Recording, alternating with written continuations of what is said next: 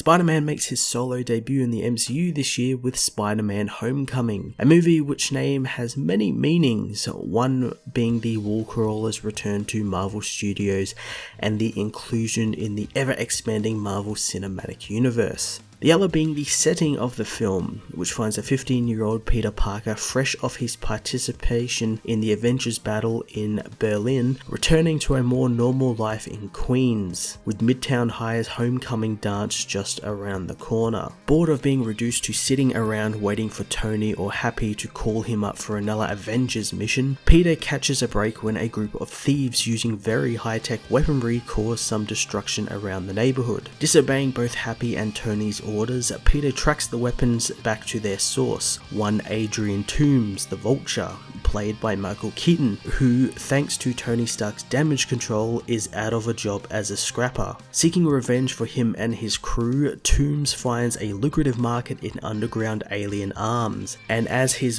one last big heist looms, it's up to Spider-Man to stop him. The interesting thing about Homecoming is that it is an origin story, only not in the way one would think. Instead of retreading the ground the previous two incarnations did, Homecoming drops the spider bite and death of Uncle Ben and just gets right into Spider-Man, who has been around for about a year or so when the movie picks up 2 months after Captain America's Civil War. The origin part of the movie takes in the shape of Peter's journey to become more of a mature hero, something Tony Stark is sure to drill into him, seeing as he doesn't want Peter to become the man that he was and make the same mistakes he did, even imparting the lessons he learnt in Iron Man 3, in that the suit doesn't make the man. The movie also kind of acts as a tour through the MCU, as we visit some rather familiar places, both in the film as well as flashbacks at the beginning of the film, and Peter acts as kind of the shepherd or the vessel for the audience who, as with Peter, grew up with the events of the Avengers, Iron Man 2, Age of Ultron, and so on. In fact, the film is more about Peter than Spider-Man and him coming to terms with being Spider-Man and trying to be a better hero. In the months leading up to the film, people were complaining majorly about two things, the first being Iron Man's involvement. Iron Man is barely in the film. What you have seen in the trailers is pretty much his entire involvement in the film. He doesn't just swoop in at the last minute to stop the Vulture and save Peter and save the day or anything. Instead, Tony actually keeps Peter at arm's length, relegating Jon Favreau's Happy Hogan as his handler, something Happy isn't really too fond of. The next point was the casting of Tony Revolori as Flash Thompson. Now generally Flash, in the comics at least, he's depicted as kind of like this jock bully type person to Peter, but here he's more of a spoiled rich kid show-off type, which is fine. The whole footballer jock thing isn't really a cliche that fits well these days, and more often than not it's, you know, the spoiled brats who end up being the bullies nowadays, and that's exactly what Flash is in this, so I really don't see why people were getting so up in arms about that.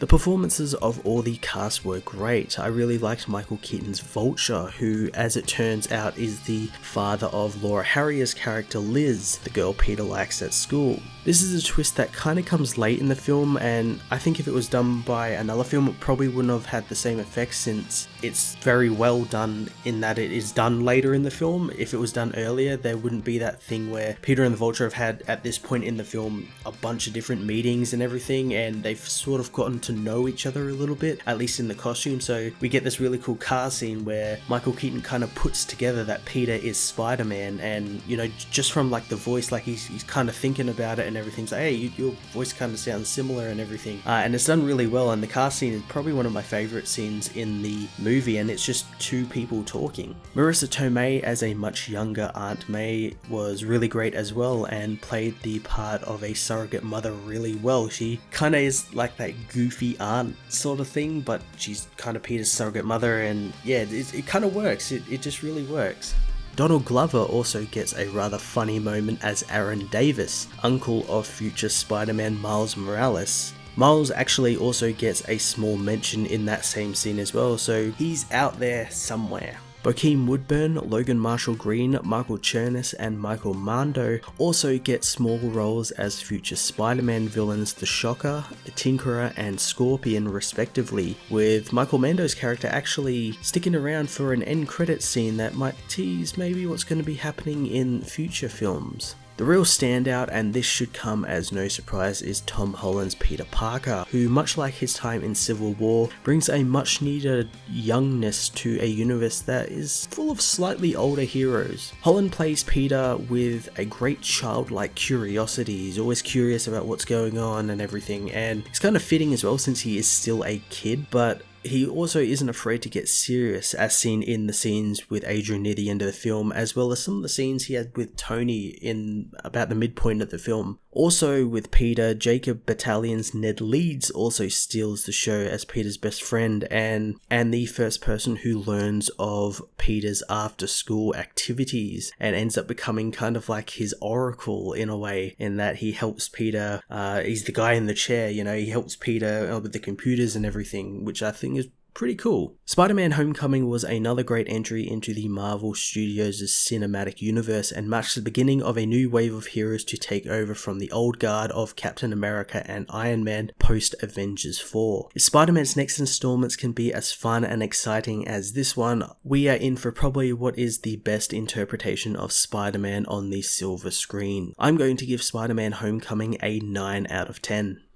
Well, I hope you enjoyed this review. I hope you'll check out my other reviews of comics out this week. You can also catch myself and Joel from Cape Joel in our weekly podcasts, Cape TV and the Comic Multiverse, over on his channel, the Weekly Pool Archive channel, and on SoundCloud. Links to them can be found in the description below. Also, you can follow me on Twitter and Facebook, and if you're feeling a touch generous, I have a cyber tip jar set up. Just follow the links below, and until next time, I am Matt of the Fortress of Solitude, and I will see you in another video.